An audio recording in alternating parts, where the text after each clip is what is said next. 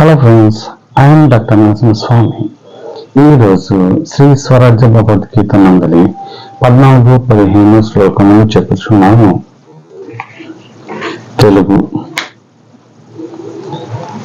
14వ శ్లోకం, ద్వితీయాధ్యాయం 14వ శ్లోకం. మాత్ర స్పరస్తు కౌంతేయ శీతోష్ణ సుఖ దుఃఖదః అగమాపాయనో నిత్యాస్తాన్ స్థితిక్ష స్వభారత. భారత, ఓ అర్జున, కౌంతేయ కుంతీపుత్రుడ, మాత్ర స్పర్శస్తు మాత్ర పంచన్మాత్రల యొక్క స్పర్శములైతే శీతోష్ణ సుఖ దుఃఖములను శీతోష్ణ సుఖ దుఃఖములు ఇచ్చినవి, అగమపాయ రాకపోకలు కలవనియు, అనిత్య అస్థిరములై అయినవి కనుక తావి ఆ మాత్ర స్పర్శములను తీక్షింపక ఓర్చుకొనుము. పంచన్మాత్రములచే జన్మించిన సూక్ష్మ శరీర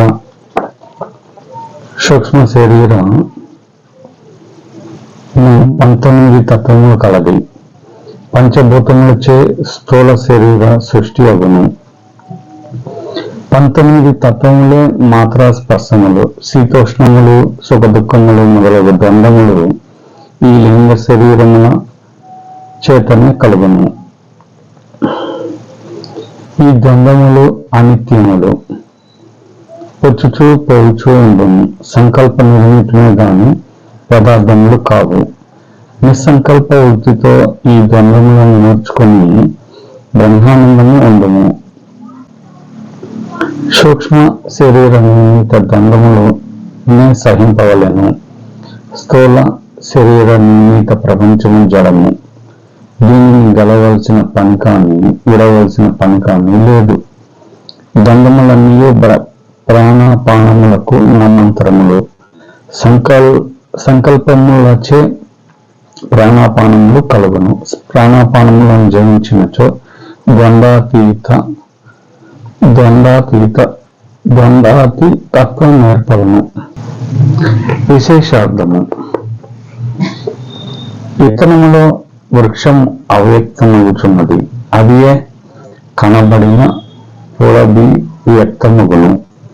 గోళకములు ఇంద్రియములు అని 2 విధములు. నిద్రించిన వానికి సహితము శ్రోత్ర తక్షు జిహ్వ గ్రహణ గోళకములున్నవి. కానీ శబ్ద స్పర్శ రూపరస గంధములన్నిటి విషయములను మెరుగులేవు.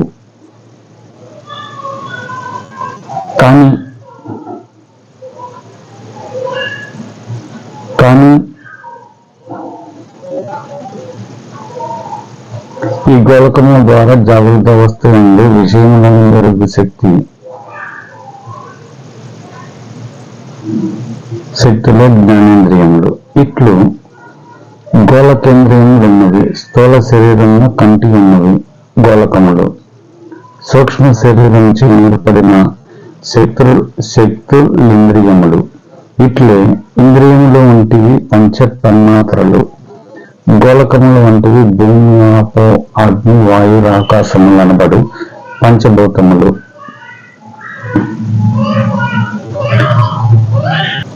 పంచ తన్మాత్రలోని తమోగుణంచే పంచభూతములు ఏర్పడెను.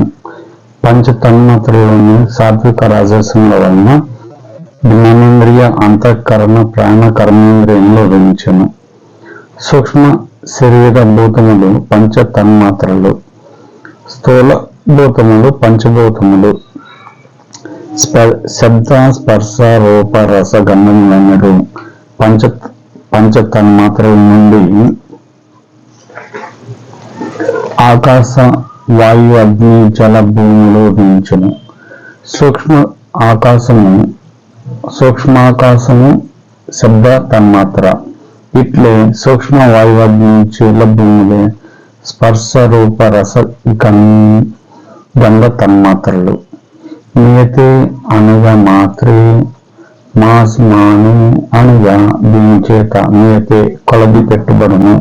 కనుక మాత్రే కొంచెము పంచభూతముల విస్తారములు. పంచభూతముల సారాంశములే పంచ తన్మాత్రలు. సూక్ష్మములు స్పృశత్యుపతాయతి స్పర్శ. స్పృశ సంతాపే స్పృశతి ఉపతాయాతి తపింపచేయున్నది. ఇది కనుక స్పర్శము కనపడక సూక్ష్మంగా కొంచెం కొంచెముగా ఉండి తపింపచేయున్నది మాత్రా స్పర్శములు. శబ్దము గ్రహించు శక్తి శ్రోత్రేంద్రియము. ఇట్లు స్థూల శరీర గోళకములే కాక సూక్ష్మ శరీరపు శక్తులకు బాహ్య అంతరింద్రియములు, బాహ్యేంద్రియములు, జ్ఞాన కర్మేంద్రియములు, అంతరింద్రియములు, అంతఃకరణములు, స్వప్నములు, గోళకములు జడములయి పడిపోయి ఉన్నచో ఇంద్రియములు సంస్కారములను స్మృతికి తెచ్చుకొని వ్యవహరించుచుండును. మేల్కొన్నప్పుడు కూడా అంతరింద్రియములు సంకల్పాదులు చేయుచుండగా రూపములు తోట్కలుగా ఏర్పడి సుఖ దుఃఖ హేతువులగుచున్నవి. మరియు శీతోష్ణ సమాన వాన లాభ నష్ట సత్య నిత్య ధర్మాధర్మాది ద్వంద్వ స్వరూపులకు ప్రాణోత్పత్తి అగును. ఈ మాత్ర స్పర్శములు స్వప్నములను పుట్టి జాగ్రత్త యందు పెరిగి సుషుప్తి అందు అణిగి తుర్యమున లీనమగును. అగుచు తుర్యాతీతముగా కనబరకమే మునిగి బ్రహ్మమును కరిగిపోయి ఉండును. తుర్యాతీత అనుభవం పెరిగినచో అద్దములోని ప్రతిబింబము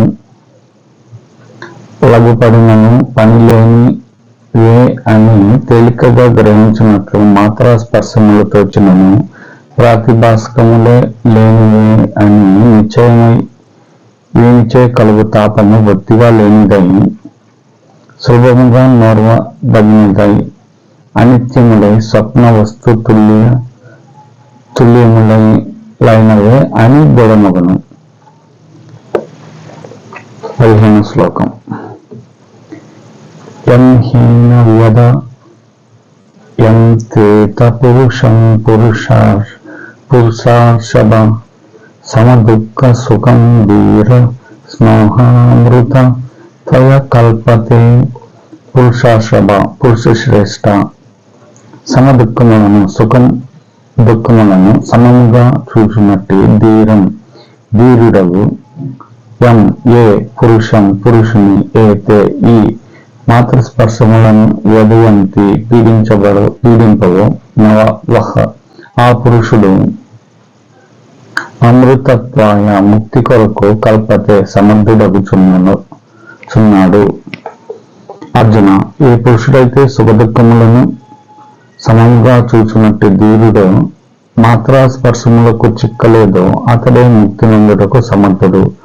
స్థూల ప్రపంచ విషయములు లభించుట వలన మనసు చెలింపక నిలుచుటచే ఆనందముగా ఉండును.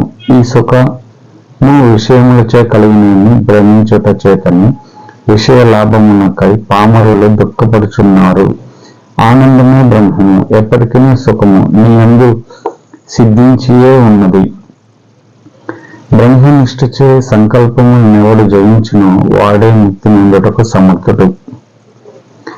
పురతి అగ్రే గచ్చతి ఇది పురుషః. పుర అగ్రగమనే పురతి అగ్రే గచ్చతి అగ్రేసరుడు ఇది కనుక పురుషుడు. మానవులలో ఎవడు బ్రహ్మ విద్యందు మొదటివాడు వాడే పురుషుడు. పురి శరీరే సేతి ఇది పురుషః. స్వప్నే పురి శరీరం నందు సేతే ఉండువాడు ఇది కనుక పురుషుడు. శరీరం నందు ఉండువాడు పురుషుడు. విశేషార్థము. ఈ మాత్ర స్పర్శముల ఎవని వెదలను పెట్టవో సుఖదుఖములచే చెలింపడో ఆ ధీరుడగు అతడు మోక్షమునందు సమర్థుడు. విద్యంతే అనుయేతి వ్యద భయచలనయో అనయ. దీనిచే విద్యంతే భయపడుదురు చెలింతురు. ఇది యదా దదాతి దీయతే ధృదాగ్నిధారణేదౌ దదాతి ధరించేవాడు దీయతే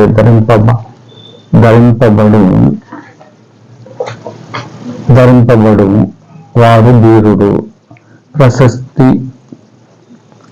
ప్రశస్తం దీయం రాతీతి ధీరః రా అదాని ప్రశస్తం మంచి తీయం బుద్ధిని రాతి గ్రహించేవాడు ఇది ధీరుడు.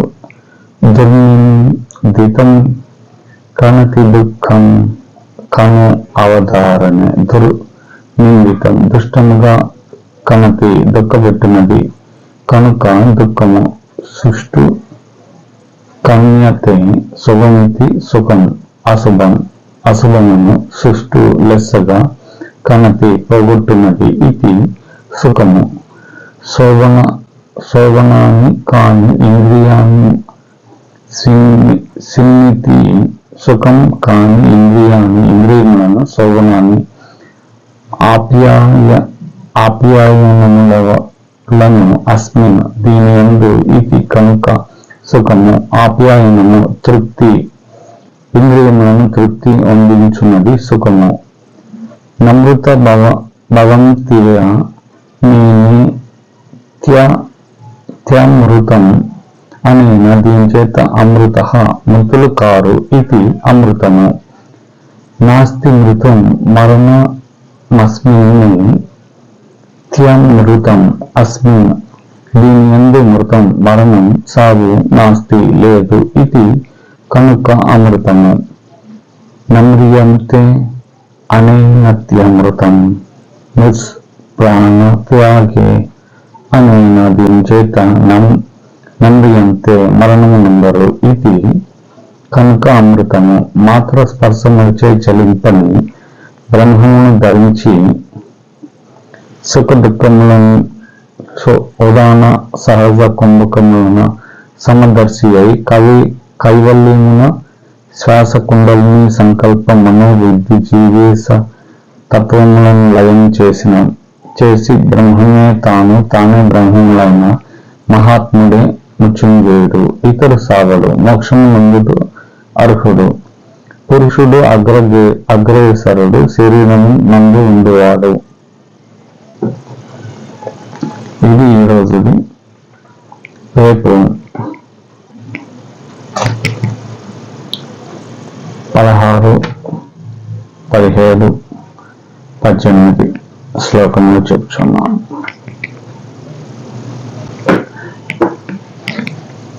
Please subscribe and share this video for every Telugu people. Okay, thank you for watching.